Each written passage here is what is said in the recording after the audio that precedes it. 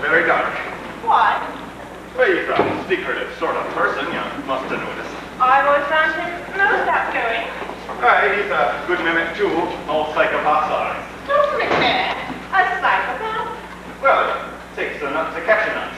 May I ask, how long have you and Dr. McNair been partners? Oh, a hell of a long time. We graduated together from the psychiatry faculty at Dundee University and came down here to battle the spreading psychosis in the Thames Valley. It's uphill work. There's a Butler Square yard, but we're slowly getting on top of it. May I ask, how long have you and Dr. McNair been partners? Oh, well, I told you, a long time. So, I suppose we best get cracking. We are not quite as big as I thought you were. I'm not the patient. It's my daughter. Oh, well, that's more promising. We'll know. Leave us alone. I'm going to have to administer some electric shocks. My daughter's not quite ready yet. You're out of necessity. Just why couldn't Dr. McNair make it this morning? Oh, great case. A patient with depressive hallucinations went into a catatonic trance. The only hope for recovery is continuous hypnosis for 24 hours. It might be fatal if Dr. McNair were stirred from the cage. Hey. Drinker's slang for therapy room. You know, I wouldn't say no to a Bremen tumbler of whiskey and water. If you have nothing more stirring than Guinness in the house, I could make do with that. Dr. McNair never takes drink while he's on duty. My dear woman, pink straighteners are human like everyone else, and humans differ. Dr. McNair doesn't take a drink because he detests the stuff. On the other hand, it's practically an alcoholic. It gives me insight into their dismal condition. Well, I'll ask my husband, who should be down in a moment. And while we're on the subject of my husband, his tick's getting worse. Tick? Ah, yes, tick. You mean he, does this? Well, not exactly. It's more like this. In the trade, that's the one we call the Rangoon tick. Oh, it's never been the Rangoon. My husband has just recently received a major promotion. He's now in charge of distributing the 321 products his company manufactures throughout England, Scotland, and Wales. Well, you mean he drives a frantic van? No. He's executive in charge of sales and promotion. He's one of the youngest ever to receive such a position. Now, what I'm wondering is, do you think it can be the enormously great burden of responsibility that has caused a deterioration in his tick? Oh, it's possible. You never know what ticks. Sometimes it's the weather. Sometimes it's the news. It could just be a flaming allergy. I suggest he consult a good tick man. There are many listed in the Greater London telephone directory. But for the moment, I must insist that we forget your husband's jittery pan and concentrate on your daughter. We're wasting good drinking time. Very well, I'll sit very ready. Elsie, it's what? It makes me look like a living Yeti. How can I address the sales managers? Oh, who's this? This is Dr. McNair.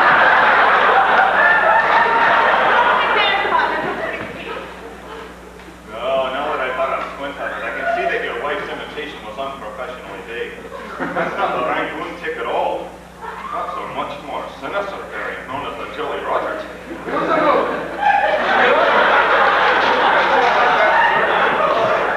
Merely polite. Oh, then it can't be. Next swing assistant on my couch, and we have that putter down to it, which is subtle as a street tide swing. But I have to make a speech to the sales managers. 27 of them this afternoon. What am I to do? Wear a mask. Now, if you'll kindly fetch me a Bremen bumper of your decimal, I'll just prepare to shock your daughter. But Dr. McNair apparently relies heavily on liquid support. Would you get him a drink, dear?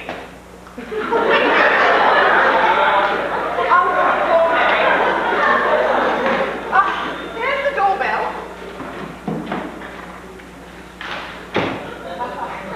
But I understood from Dr. McPhee that you're unavoidably retained an urgent case, Dr. McNair. You understood from whom? Your partner, Dr. McPhee. Here he is. Oh, yes, here he is. Gordon! Didn't expect to see you. He snapped out of it then. Who snapped out of what?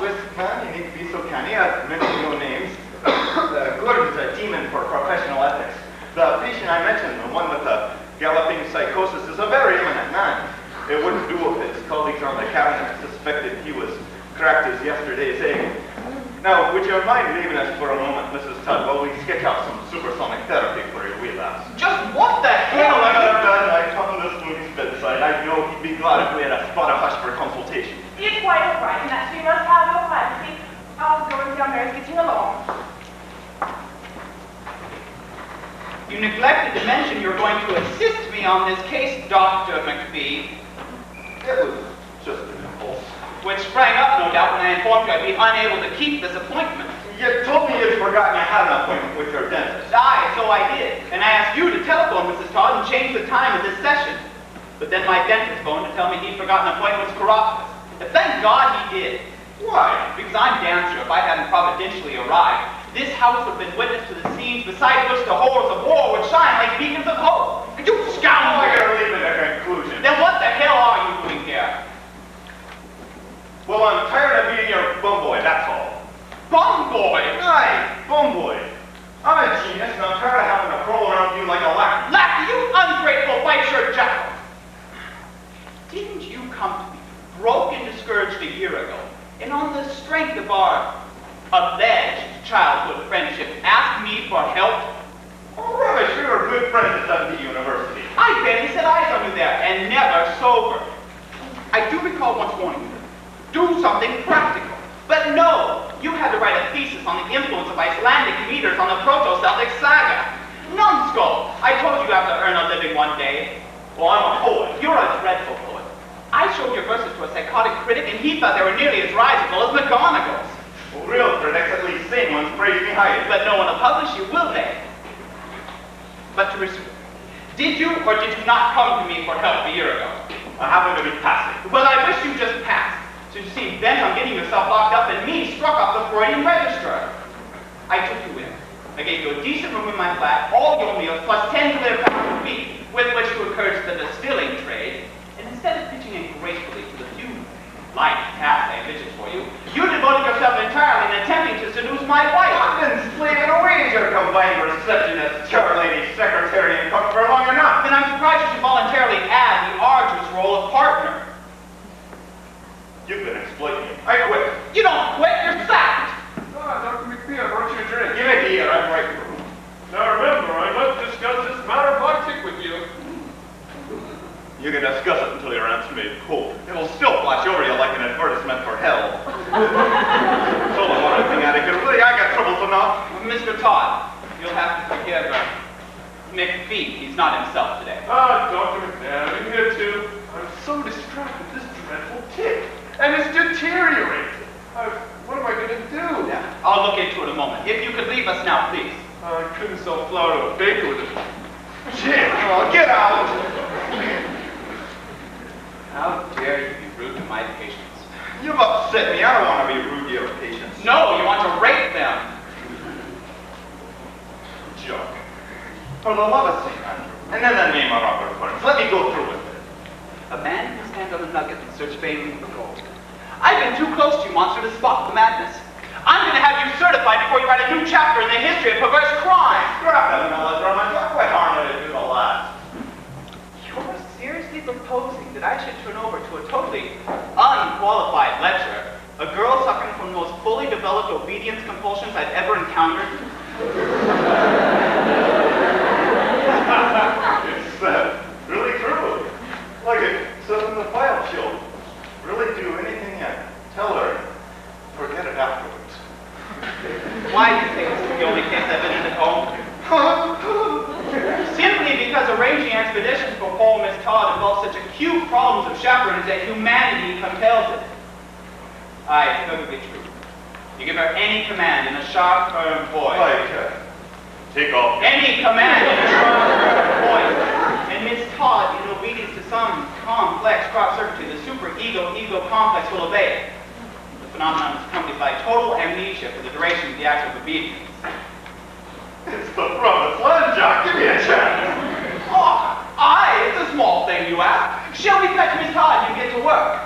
I suppose you want to start with a little serious entertainment. You can order the lass to do a striptease while you whistle coming through the ride. No, I'll give her one command and one only.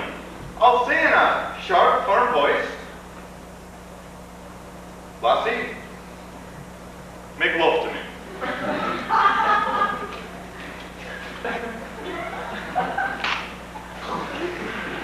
Oh, it could be interesting. From a purely clinical point of view, of course. That's it. I thought of that one. And you can't do it yourself because of your silly scruples. Chuck, I'll give you a full report. I'll feel her pulse. Note the contraction of her pupils. Anything else you may require? Man, a case might give you the clue you need for curing her. I don't see how you could ethically refuse the experiment. You haven't set eyes on Miss Todd yet. How do you know you fancy her? She's 22, isn't she? How does that look like? She's female, isn't she? Angus, I understand. I know you've had a difficult time. But naturally, what you ask is totally and categorically unacceptable. Then I shall kill myself. I shall obliterate that incurable case that is my life. You have lots to live for. I was being unfair to your poetry in the heat of the moment. You're a very promising poet, Angus. I'm a rotten poet. And I'm a rotten human being. And everything bad about me, everything bad and thwarted and envious about me comes from that same incredible reason. The fact that at 28, healthy and probably as presentable as most models you see in the public streets. But at 28, I, Angus McPhee, I'm still a virgin. You need psychoanalysis. I need a woman. Don't spend all your money on whiskey. Oh, I'll not pay for it. Not of course, right? And she would kill me. Well, I can't have you tampering with my patients. Then I'm done for. That was my last hope. You've a tongue in your head and two strong arms. You can win a laugh like another man. I can't. It doesn't work. Not with me. Look at your wife. I courted her for 6 months, as you mentioned. I took her tea in bed. I carried her shopping. I read her my poems. I told her I revered her body more than Muslims revere Mecca. A kiss on the cheek and one glorious half hour of holding hands. Well, you were shrinking down that kleptomaniac judge. That was a total of my reward. Aye. I noticed you weren't making much speed with Peggy, which, as I'll admit, is a pretty elementary test. If a man can't bed my wife, you best tool up for lifelong celibacy. Terrible ordeal, let him do it. I've courted at least 100 girls, and not one of them by name. I invite them up to my flat, but somehow it always ends up with them dosing in bed and me darning in the armchair. But what's the reason? That's something about me they sense. Quality combining naivety and corruption.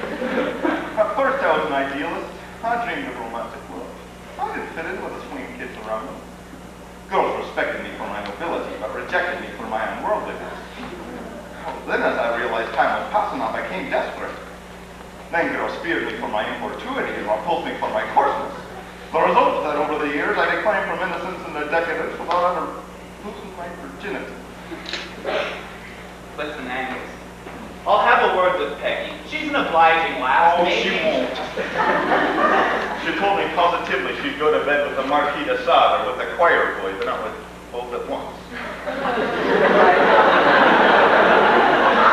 I can't have you interfering with Mary Todd. It'd be immoral, wouldn't it? Aye, it would. And what about the immorality I condemn me to suicide? Oh, you won't commit suicide. You'll just write poems about it.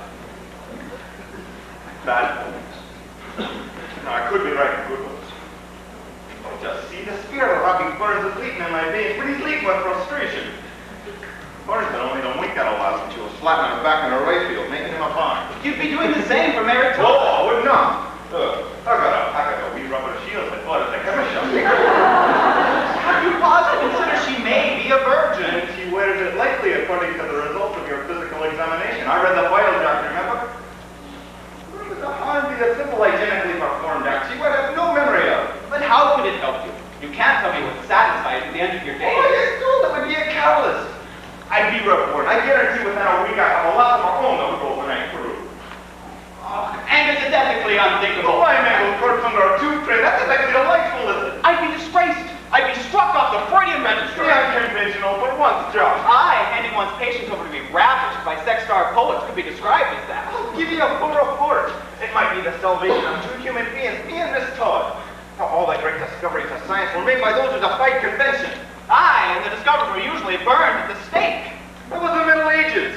The very worst that could happen is that you were struck off the register and slowly declined into the pathetic wreck of a mess drinker. Well, that's not so seductive either. But it won't happen. No one will ever know.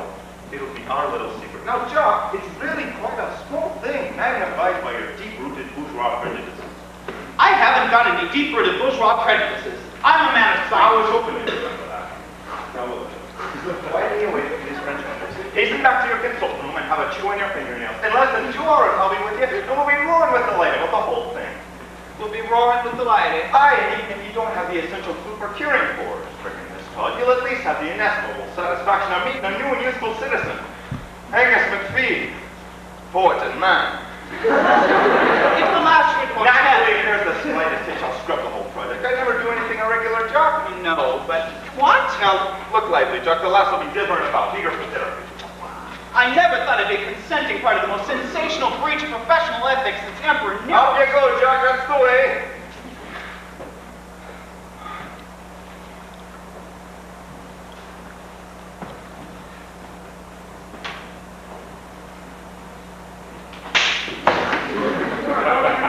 Where's Dr. McNair? I had to skip off and tell jokes to an oppressor. But what about my ticket? Oh, I'd forgotten that reminder. All right, we can try 1 or 2 simple techniques. Mary's ready now. Oh, excellent. Now, I can't handle 2 cases at once, so I'd like you to assist me, Mrs. Todd. Very well, Doctor. Just slink next door, my dear fellow. I wish to give your wife some instructions. But I need qualified attention. What you need is a handbill. People should be warned of your approach. My job here is to make look, is to treat your daughter. Nevertheless, apropos to my deep sense of social responsibility, to concern myself briefly with your rising physiognomy. I'll instruct your wife as to what measures to take. No, off with you with a furtive look at the adultery in the stone. Hold on!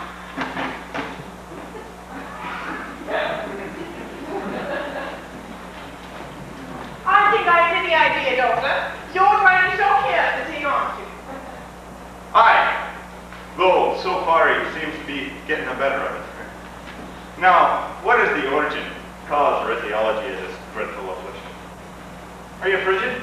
No, a little chilly perhaps. No, I'm not converting an elementary psychological concept. I mean, do you and your old man really swinging the strap? I'm afraid I don't. Well, never mind for now. We'll have to leave deep analysis for another day. Now, here's what I want you to do. Sneak up behind him and say boo. If that doesn't work, get him to hold his breath and count up to 20. But, those are hiccup cure. Well, certainly they are. Time-tested remedies. All sound medicine is based on the conservation of proven traditional methods. But Reginald doesn't have the hiccups. Well, what do you imagine a tick is? It's only a displaced hiccup. If the techniques I've outlined don't work, get him to drink a glass of water while standing on his head. At a very last resort, find if his face was sticking plaster. That'll at least mask the whole thing. Now be patient and thorough. Give each method a fair trial, and I'll pop up later to see how you're getting on. Well, if you think. Don't argue, Miss Todd. Delay will only prejudice the chances of a successful cure. Send your daughter in, and then go minister to your afflicted husband. Very well, Doctor.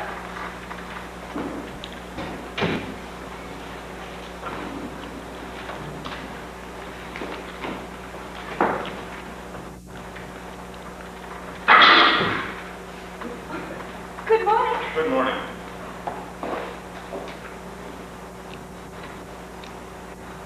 So, you're the patient. Yes, Doctor. You're beautiful. What? Ah, you're a beautiful case. Dr. McNair says you're one of the most remarkable examples of an obedience complex he's ever encountered. Ah, I see you have dark brown eyes. Is that part of it, Doctor? Every physical particularity of a patient is important. I mean, who knows? The way your hair falls in shining waves. That may prove to be a vital clue. Your slender form may conceal diagnostic data. Your lovely white hand may hold a secret to your dismal disorder. Allow me to introduce myself. I'm Dr. Angus McPhee, Dr. McNair's partner. How do you do, Dr. McPhee? I do better than for many a long day, Miss Todd. Now, would you please look at this sitting by this table? Are we going to do the electric shocks again? I will start off with them anyway, and perhaps go on to something a little more ambitious. They don't do any good. Who's the nutcracker here, Miss Todd? You or me? But I've been doing electric shocks for weeks with Dr. McNair. I'm sure I'm no better. Well, he uses the battery model. I have this one wired up to the mains.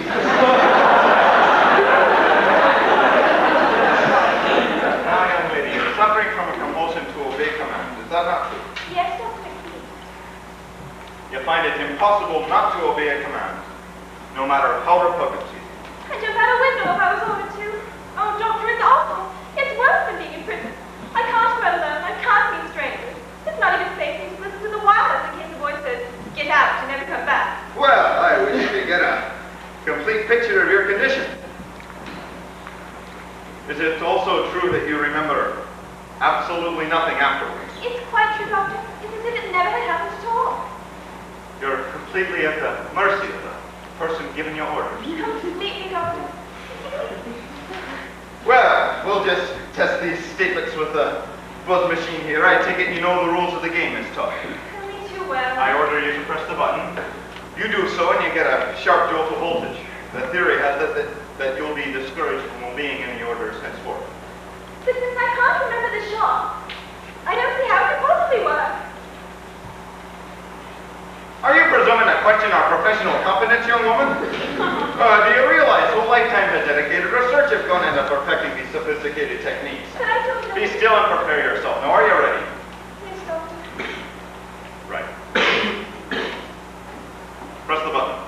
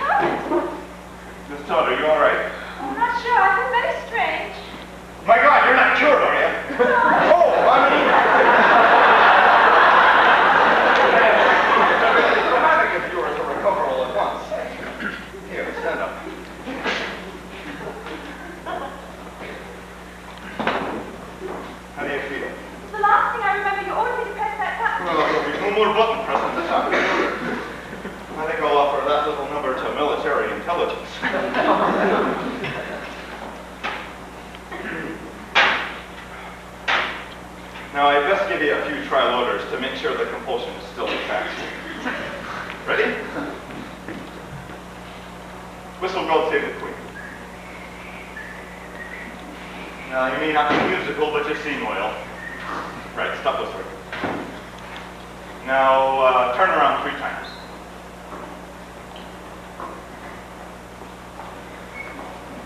Looks like we've nothing to fear. Am I ready? Perfect. But that's bad, isn't it? Oh, it's monstrous! But one can't help but admire the perfection of the syndrome. Now the crunch. That is the conclusive test. Ready? Yes. Hold my hands. Oh, Dr. McPhee. Oh, Miss Todd, just performing some elementary coordination tests on your daughter.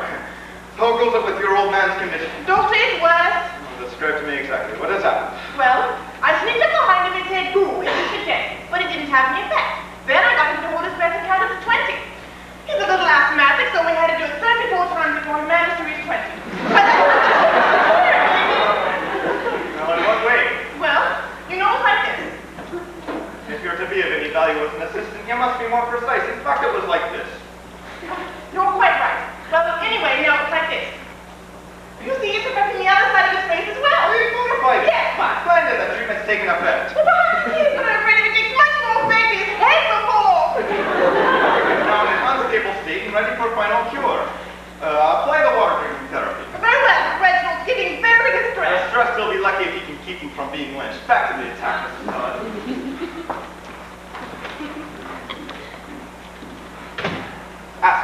seldom a man treating two loonies at once. Did you know the incidence of mental disorder is growing?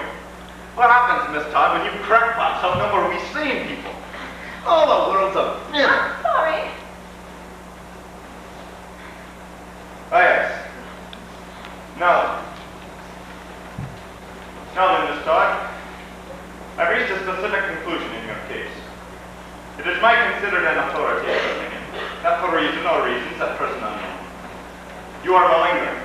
What do you mean? I mean, you're no nuttier than I am. You could perfectly well resist the command if you wish to. Confess. It's not true. Touch your toes.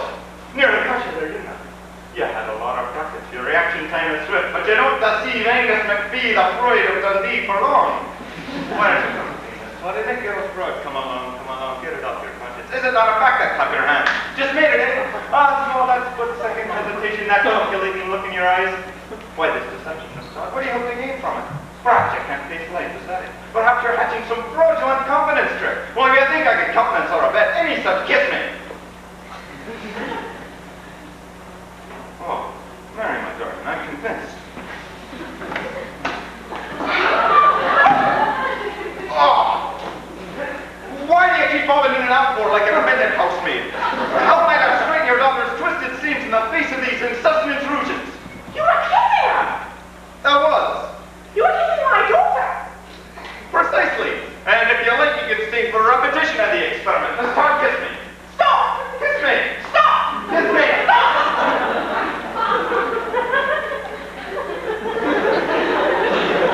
I believe you're a fraud.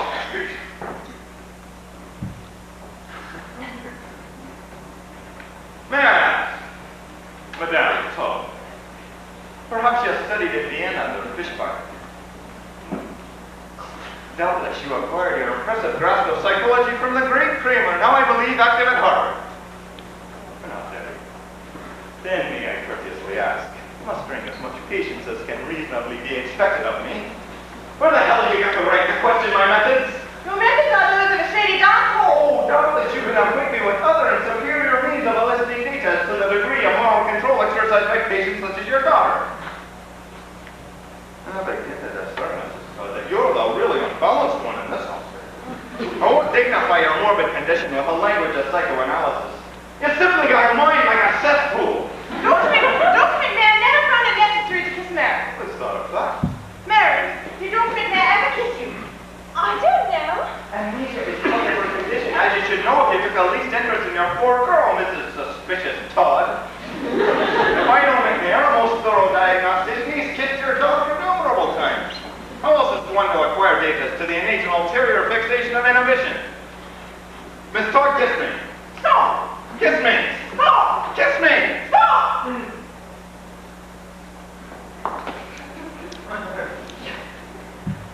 I warn you.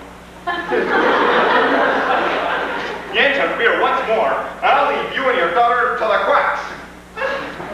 It's immoral. Oh, now I understand. You don't want her cured. You want her uplifted. And I suggest you contact the nearest Sunday school. But surely there's some other Is way. there? I'd be very grateful to know it. If you think clinical osculation, as the technique is known amongst dustmen, has any charms, you're greatly mistaken. You catch cold every other day. Well, all right, but you can hardly wonder my being suspicious. Madam, even in the mad number of times, all I wish to convey is that I'm to be interrupted every 2 minutes by your manic intrusion, and Miss Todd has no more chance of renewed health than a fish finger. I'm sorry. Please continue, Doctor. I'll go back to... Oh, yes, Reginald's cat stand on his head. Well, the horseman marry an acrobat. I can't be complaining of that. But a glass of water was standing on his head. Did I? Oh, deep tick therapy. And he can't stand on his head. Well, here's a trick that's nearly as good. Get him to lie flat on his back and trickle water into his mouth from a jug. You'll need at least 3 jugfuls to test the efficacy of the cure. If that doesn't work, you'll have to bind up his face with sticking plaster as we previously agreed. But I still think he's getting worse. Things are always darkest before the dawn. Back to the attack, Mrs. Todd. And don't come back here until I summon you.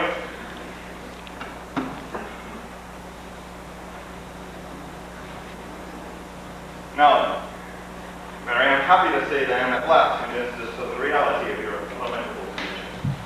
I'm here to help. Lock the door.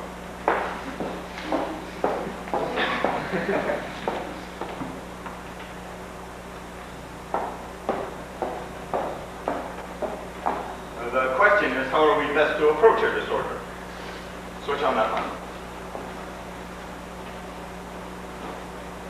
We've already discredited aversion therapy, so we must go on to something a little more potent. Draw the curtains.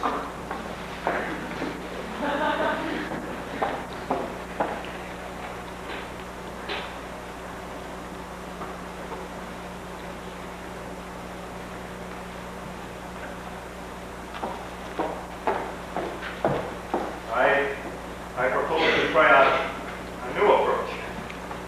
Go over to the settee.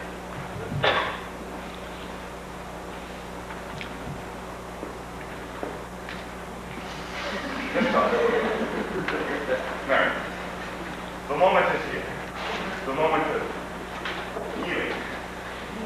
Now, do as I tell you.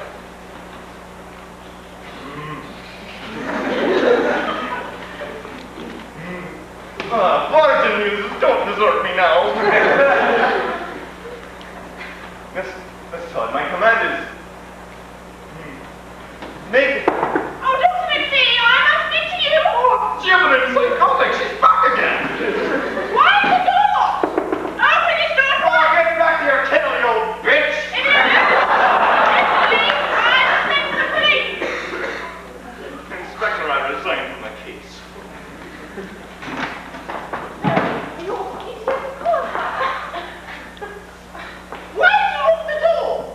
To keep you at bay for 5 minutes. I'd sooner shrink a rock and eat the train.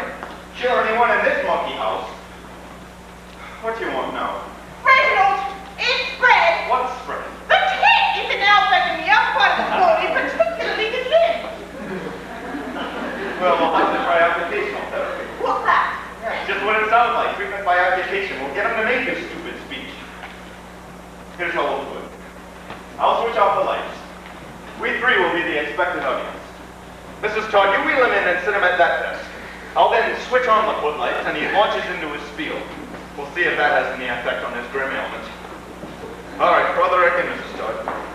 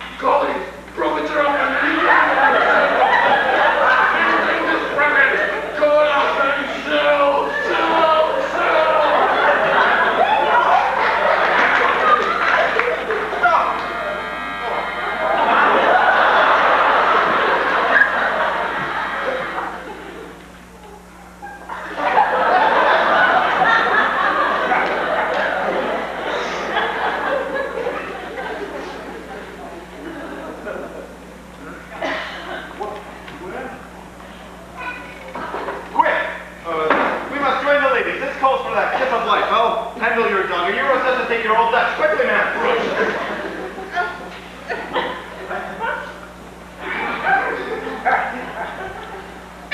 He's kicking her again! Oh, don't worry, dear. It's a medical technique. Prince, don't know you're going to tolerate this. I don't believe this monster the doctor at all. If he's not passionately breaking Mary, it's going to electrocute us all. Throw him out of the house. Have you anything to say to these charges, Dr. McPhee? I have. Well, what is it, Dr. McPhee? That the healer's art is mysterious to the layman. Reginald, throw him out. Aye. Stone me. Mock me. Sue me. 'Twas ever the fate of mankind's benefactors. The unknown genius who discovered that the skin of a toad was an infallible specific for dandruff was doubtless hounded from his native parish. But we, the healers, our backs are strong. Our shoulders are broad. We will never cease in our unremitting efforts to liberate mankind from his sickening burden of sickness.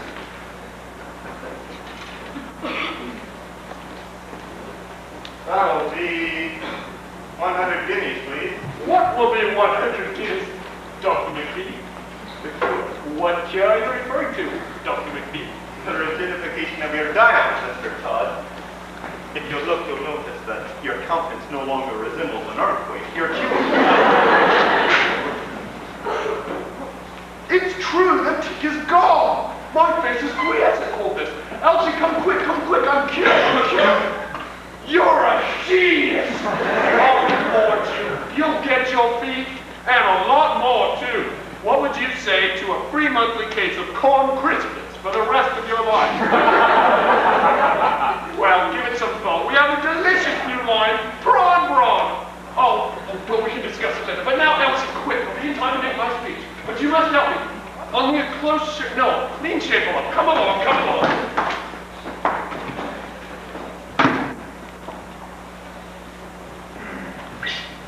Alone at last. Oh, you're a funny lass, Mary Todd. Do you have any idea where we are, my Whitman? In our living room. Wrong. You must not be deceived by dreary appearances. Can't you see how the glen is growing? Can't you feel the warm sun shining down on the meadow? Can't you smell the grass and the heather? Is this all part of the treatment? Aye. You might say it's the very heart of it. Come here, Russ. Strange, this time I'm full of confidence and calm. All hesitation has left me. Mary? Yes, Doctor? Make love to me. Oh! Why'd you do that? What? Why did you know what you did. You know damn well, admit it. What, Doctor? What do you mean? What? The command I just gave you. Why didn't you obey it? What command was it? I don't understand. And you know what you did just now. I don't. What did I do? You was coming fool around. Young lady, I should like to touch your toes. And furthermore, I want you to clap your hands. It was just a fluke. Mary, are you listening? Yes, of course, Doctor. Then make love to me.